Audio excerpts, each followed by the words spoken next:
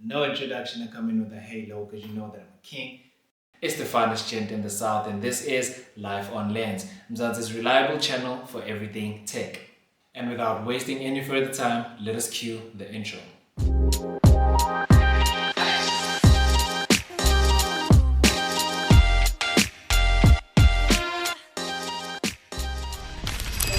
The iPhone 16 is the entry-level installment to the new array of Apple devices.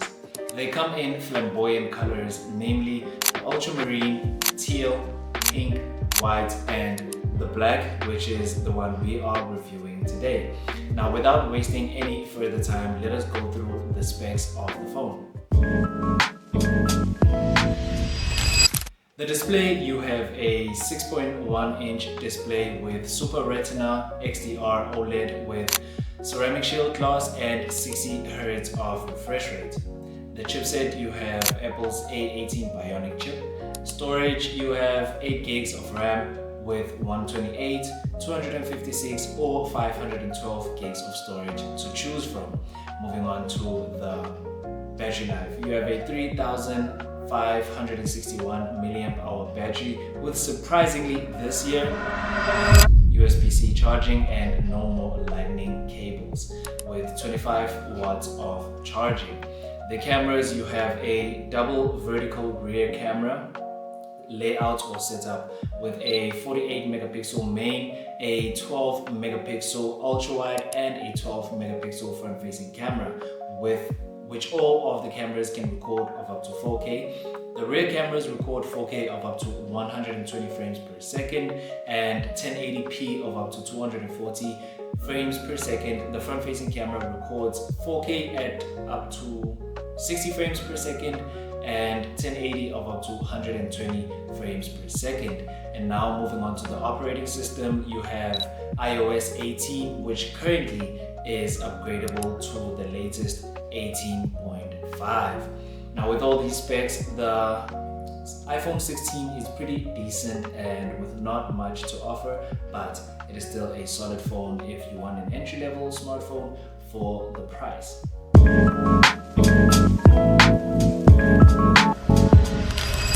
Now what makes this phone stand out? AI everywhere. From onboard or on-device Siri to improved camera processing, Apple has heavily baked AI into this year's model phones.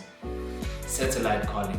Not just an emergency SOS anymore, but a fully fledged satellite calling support for whenever you are stranded and you need it.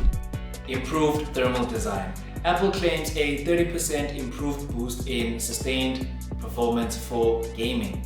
This bold claim comes after Apple has updated the main logic board and centralized chip placement. All new 16 models come with a new button called the camera control button. It is a button to quickly launch the camera app, and you can toggle between modes. You can zoom in and out. You can change the aperture using the button itself, and it is placed on the right side of the phone, and you can use it to just control your camera app and zoom in, zoom out, toggle between modes, change the aperture. You can record video on it by clicking on it once, and you can take a picture with just tapping or clicking on it once, and you can record a video by long pressing the camera control button. Right, now let us move on to the pros and cons. Starting with the pros. The phone has a IP68 rating of water and dust resistance. It has improved thermal design, which makes it easier, or which makes it more fun to game on the iPhone 16. Moving on to the titanium frame. It has a titanium finish, or matte titanium finish, which makes it a dream because it does not hold smudges or fingerprints, as you can see even on the frame itself. It is not like a metallic frame or a glossy finish, which is such a pro if you are going to use this phone without a case and frameless. Now moving on to the cons. 18K is such a steep investment for a phone in this day and age, especially because it is an entry level to the iPhone 16 model ranges. Moving on to the 60 Hz refresh rate, it makes scrolling on this phone feel ancient and so 2019. Bruh. It has no fingerprint sensor and the USB-C has limitations. With all those pros and cons, do you think it still makes it worth it to buy the iPhone 16 as opposed to the iPhone? Hell no, man. Please comment down below. The cameras are now vertically aligned for the first time since the iPhone 12, unlike its predecessor, the iPhone 15, making it easier to take special video or enabling special video camera. By pressing the new camera control button, it enables or it launches the camera app. You can control camera features using this new button. Swiping on it zooms in and out of the camera. Double-clicking on it enables more features, and you can swipe through modes. Clicking on the control button takes a photo. Long press captures a video. Although this can be a cool party trick, but it is fiddly to use, not always reliable, and you can sometimes enable or launch the camera app prematurely when you are not meaning to do so. Now let us move on to the image quality. The main camera captures excellent 12 megapixel photos. They are sharp with plenty of details. Shadows are well developed and dynamic range is excellent with natural colors. At 2x zoom, you get solid photos with plenty of detail and AI processing. Low light shots from the main camera are excellent. They are detailed with minimal noise. The ultra-wide camera, the new ultra-wide quality is solid with impressive level of detail. Processing matches the main camera as well, including the colors, contrast, and exposure. The ultra-wide also does autofocus and is surprisingly great in photos. The iPhone 16 borrows a selfie camera from the iPhone 15. The level of detail is excellent and the exposure is on point, and the focus helps the subject come out clear on the iPhone 16.